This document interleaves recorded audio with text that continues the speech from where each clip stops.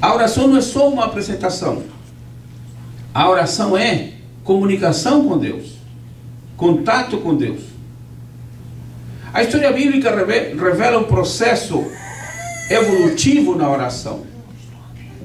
No Antigo Testamento, com algumas exceções, a oração é um recurso para conseguir bens materiais e proteção temporal. Não muitos encontraram nela um meio real de comunhão com Deus. No Antigo Testamento, a oração se converte, em forma geral, em uma experiência do Espírito. Desfrutar da presença de Deus e a união com Cristo é o fim principal da oração. Vamos ver alguns elementos que envolvem a oração. E para isso vamos ver Daniel, capítulo 4, versos 34 e 35. O primeiro elemento que envolve a oração é a adoração. Mas ao fim daqueles dias, eu, Nabucodonosor, levantei ao céu os meus olhos, e voltou a mim o meu entendimento. E eu bendisse o Altíssimo, e louvei, e glorifiquei ao que vive para sempre, porque o seu domínio é um domínio sempre eterno, e o seu reino é de geração em geração. E todos os moradores da terra são reputados em nada, e segundo a sua vontade, ele opera no exército do céu e entre os moradores da terra. Não há quem lhe possa deter a mão, nem lhe dizer: que fazes? Que lindo isso! Que oração profunda! Que reconhecimento geral! Nessa confissão, nessa declaração, quando o coração se abre, se reconhece a grandeza de Deus, o poder de Deus, é algo fundamental, algo maravilhoso. Em primeira carta de João,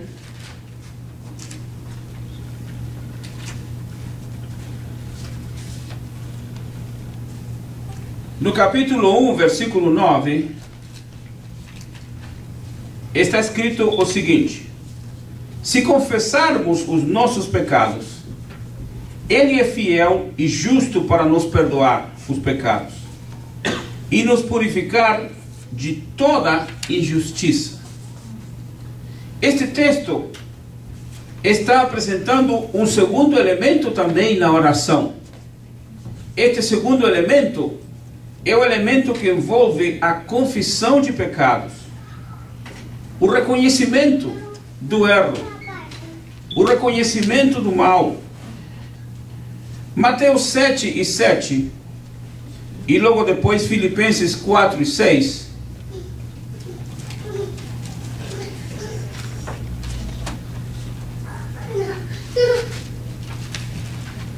Mateus 7 e 7,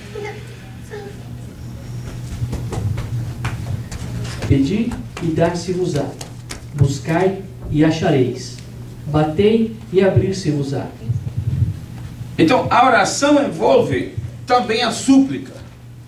Pedir, buscar, bater. São três verbos que são muito, diríamos, importantes na vida do cristão.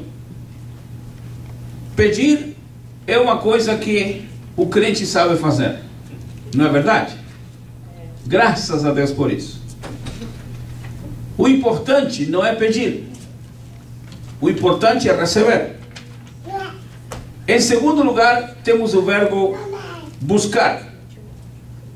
E nesse verbo buscar, também temos uma coisa importante, que quem busca, acha, encontra. E temos o terceiro verbo, o verbo bater. E seria bater, não é bater em alguém. Seria chamar. E quando alguém chama, quando alguém bate, a porta se abre. Se nós aprendemos a colocar também esses elementos em nossa oração, nós teremos orações respondidas pelo Senhor. Filipenses 4 e 6. Logo depois, Tiago 5 e 16. Não estejais inquietos por coisa alguma, antes as vossas petições sejam em tudo conhecidas diante de Deus, pela oração e súplica, com ação de graças. Oração e súplica. Não estar inquieto. Oração e súplica e também ação de graças.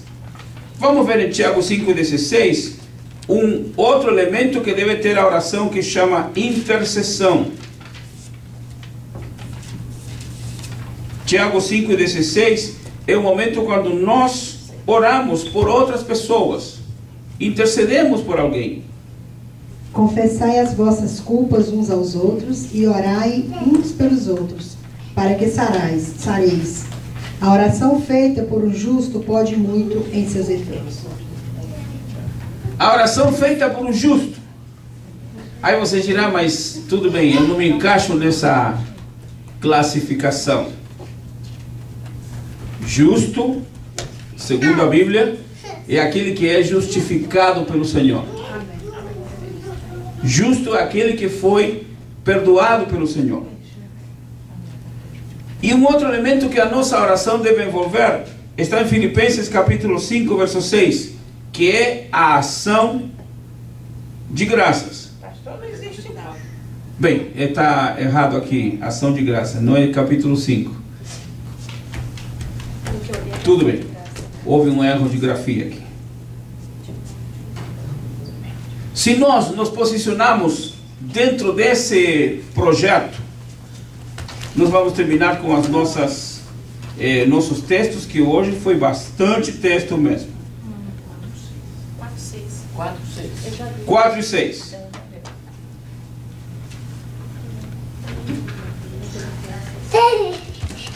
Não vos preocupeis com coisa alguma, mas em toda ocasião apresentai a Deus os vossos pedidos em oração e súplicas, acompanhadas de ação de graças.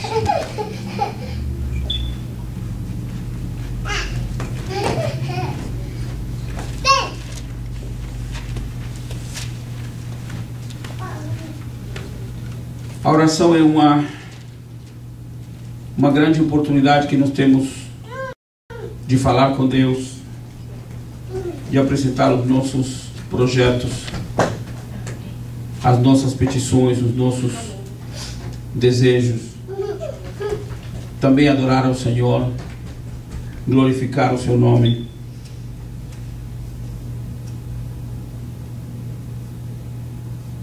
Quando a mente está em conflito, todo o corpo pode estar em dificuldades.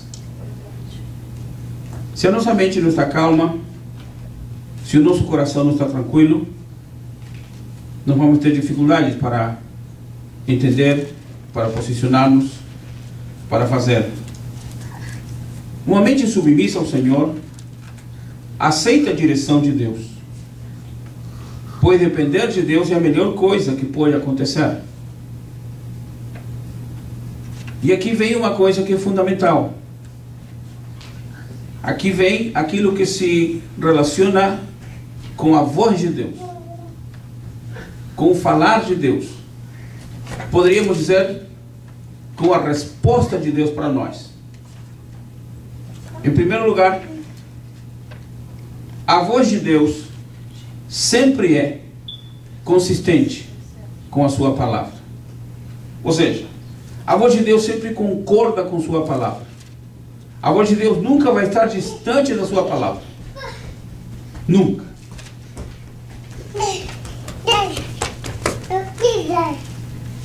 Deus nunca ordenará alguma coisa que esteja fora ou seja contrária à palavra do Senhor.